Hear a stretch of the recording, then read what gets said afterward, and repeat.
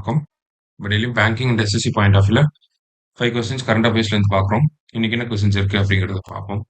So first one, the Sahitya Akademi award is given for how many languages அப்படின்னு சொல்லி கேட்டிருக்காங்க. ஆஹ் Sahitya Akademi award எவ்வளோ லாங்குவேஜஸ் கொடுக்குறாங்க அப்படின்னு சொல்லி பார்த்தோம்னா, நமக்கு இந்தியன் கான்ஸ்டியூஷன்ல இருக்கக்கூடிய 22 லாங்குவேஜஸ், அது மட்டும் இல்லாமல் பார்த்தீங்க அப்படின்னா 2 லாங்குவேஜ் என்னன்னா இங்கிலீஷ், அடுத்தது வந்து ராஜஸ்தானி. சரிங்களா?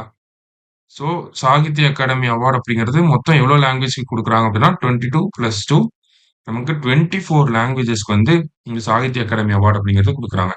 ஸோ இதில் கன்ஃபியூசிங்கான விஷயம் என்னன்னா எந்த லாங்குவேஜஸ் வராது அப்படிங்கிறது தான்.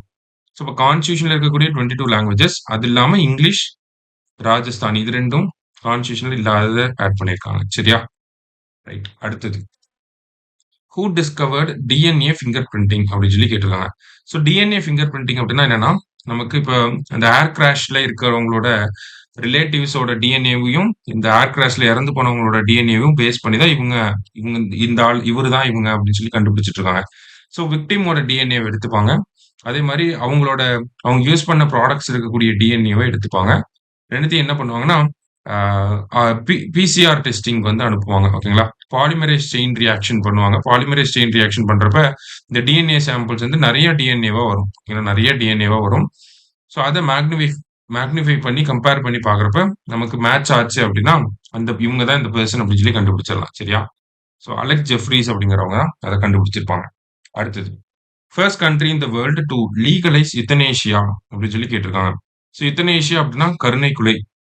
ஸோ வேர்ல்டுலேயே ஃபர்ஸ்ட் எந்த கண்ட்ரி இதை லீகலைஸ் பண்ணியிருப்பாங்க அப்படின்னு சொல்லி பார்த்தீங்கன்னா நெதர்லாந்து. நெதர்லாந்து எப்போ பண்ணியிருப்பாங்கன்னா 2002ல வந்து இதை லீகலைஸ் பண்ணியிருப்பாங்க. ரீசெண்டாக பிரிட்டன் வந்து இதை லீகலைஸ் பண்ணியிருக்காங்க.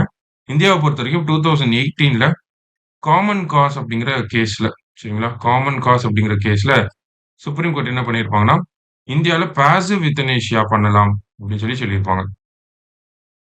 பாசிவ் யுத்தனேஷியா பண்ணலாம் அப்படிங்கறத சொல்லியிருப்பாங்க. சரியா? அதான் முக்கியமான விஷயம், நோட் பண்ணி வச்சுக்கோங்க. இந்தியாவிலே எந்த ஸ்டேட்ல வந்திருக்கு அப்படின்னா கர்நாடகா தான் ஃபர்ஸ்ட் ஸ்டேட் இந்த யுத்தனேஷியா கொண்டு வந்ததுல.